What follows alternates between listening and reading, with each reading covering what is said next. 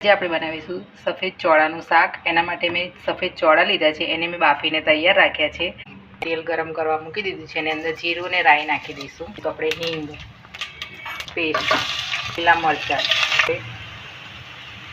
Gravy, ડુંગળીની gravy brown થાય ત્યાં સુધી આપણે ડુંગળીને શેકી લઈશું. ચમચી કાશ્મીરી લાલ મરચું, હળદર જેવું કરી લઈશું.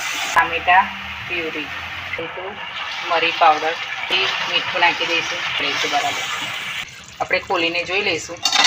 ચોળા કરી લઈશું, નાખી દઈશું.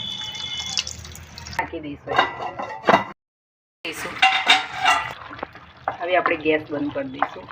કોથમીર બનાવીશું. એના માટે મેં દાળ બાફીને તૈયાર રાખી છે. એની અંદર આપણે નાખી દઈશું 1 ચમચી મીઠું, નાખીશું બાદિયા. એની અંદર નાખી દઈશું ટામેટાં લીધું છે, આપણે ઘઉંનો લોટ લીધો છે.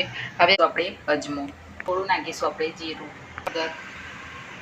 અડધી ચમચી લાલ મરચું, ધાણા જીરું, અડધી ચમચી મીઠું નાખી દઈશું. એને મિક્સ કરી અને એનો લોટ બાંધી લઈશું. જોઈ શકો છો. હવે આપણે એને સાઈડમાં કરી દઈશું. એની ઢોકળી વણી લઈશું. ઢોકળી કટ કરી લઈશું.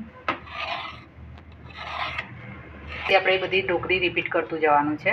એની અંદર આપણે નાખી દઈશું જીરું, એની અંદર આપણે નાખી દઈશું હિંગ, મરચાં, લવિંગ, તેજપત્તા, હળદર, 2 ચમચી લાલ મરચું કરી લઈશું.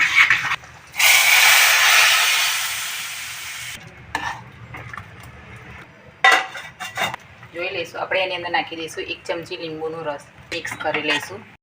તૈયાર છે. આપણે કોથમીર નાખી દઈશું. આપણી દાળ ઢોકળી અને શાક તૈયાર છે, તમે જોઈ શકો છો. તો પ્લીઝ તમને મારી વિડીયો ગમતી હોય તો લાઇક અને સબસ્ક્રાઈબ કરવાનું ભૂલતા